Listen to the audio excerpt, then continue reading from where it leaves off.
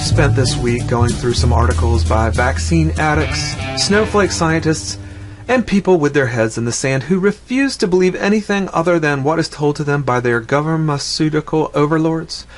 For today, the final and third article, I want to take a look at a report that is emanating directly from a Govermaceutical overlord, the World Health Organization, or WHO. It's a doozy. I'm not going to go through the whole thing, but I'm going to explain the title of this video at the end. Make sure you stick around for that. The WHO generated an absolutely beautiful, stunning 44-page mini book called How to Respond to Vaccine Deniers in Public. The suggestions in this book are based on psychological research on persuasion, on research in public health, communication studies, and on WHO risk communication guidelines. Notice this booklet is specifically for responding to vaccine deniers in public. I'm assuming they have another PSYOP booklet for responding to vaccine deniers in private. That's what I call having a budget to work with. Maybe they have a booklet for responding to vaccine deniers in jail. Dare to dream.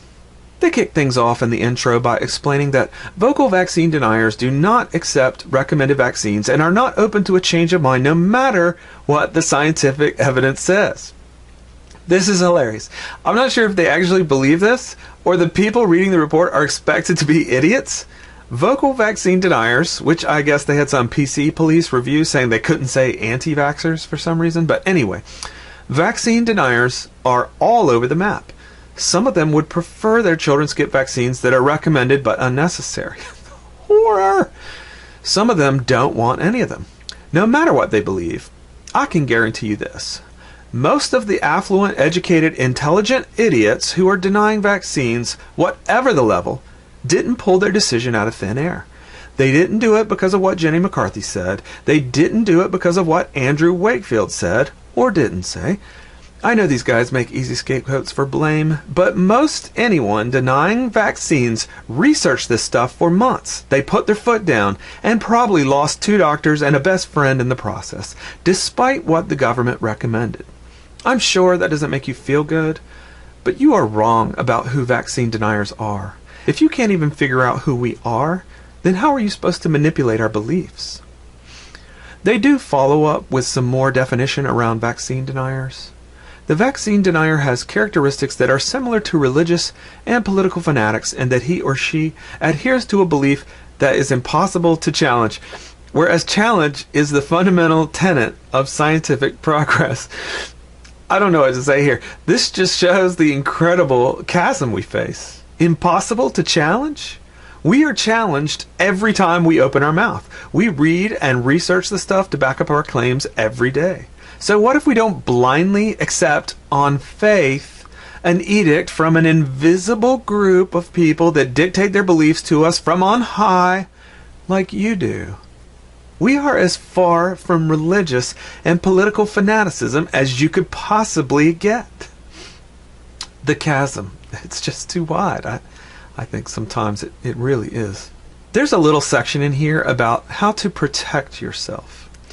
I'm not sure why health officials need to protect themselves, but evidently people don't take it too kindly when you threaten to kidnap their children if they don't comply with their plans for your kids. Over the top, not to me. Anyway, this little blurb was just too good to pass up. It says, and this is about protecting yourself, your mind stores thousands of pieces of information which it uses to warn you that something is wrong. Trust your instincts, and when you feel uncomfortable, get away from whatever situation you are in. You will only know if you were wrong if you ignore your instincts. Is it worth the risk? I can't help but notice the complete irony of all the parents of vaccine-injured kids who would tell you this same exact thing about vaccines, verbatim. Trust your instincts when you feel uncomfortable? Yes. Get away from whatever situation you are in? Yes. You will only know if you were wrong if you ignore your instincts? Is it worth the risk? No. They are speaking to you, mothers of planet Earth. Listen to your instincts. If it feels wrong, it probably is wrong. This is a fairly interesting report, but the cover is more telling than anything inside. I can't help but look at the sad, sad title of this report, How to Respond to Vocal Vaccine Deniers.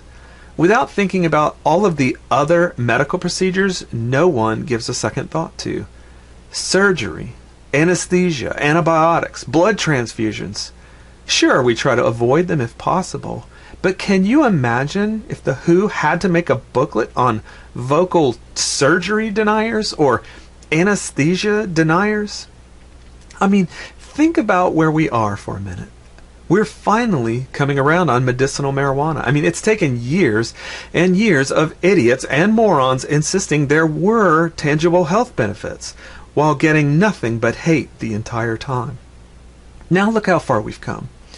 And think about other modern medical treatments you see nowadays. Leeches are purposefully being placed on human bodies in hospitals by medical professionals because their anticoagulating chemicals are being used to reestablish blood flow to reattach fingers and toes. Maggots are used in hospitals by medical professionals to help clean diseased wounds. Fecal matter is being transplanted from healthy patients into the unhealthy guts of others in an attempt to replenish damaged gut flora. And this is all happening right now, all over the world. No one's forcing anyone to do this. People are asking for it. There are no compulsory laws or threats of taking away your children. Leeches, maggots, and shit are being used voluntarily as medicinal treatment in hospitals all over the world. But for vaccines, we need laws, threats of violence, and a 44-page psychological operation booklet on how to persuade? Doesn't that say something to you, people? Doesn't that give you a hint that maybe, just maybe, something is wrong? We've given vaccines a fair shake, wouldn't you say? We've been trying them for over 200 years now, and they're getting worse, and we're getting sicker. We're not afraid of maggots or shit. Yet the world's affluent and educated parents are refusing vaccines more than ever. Doesn't this make you think maybe they're onto something? Maybe they did their research. Maybe they looked a little deeper than the CDC and Mayo Clinic and saw some things they weren't comfortable with? If you haven't taken a look yet, I would. And that is my incredible opinion.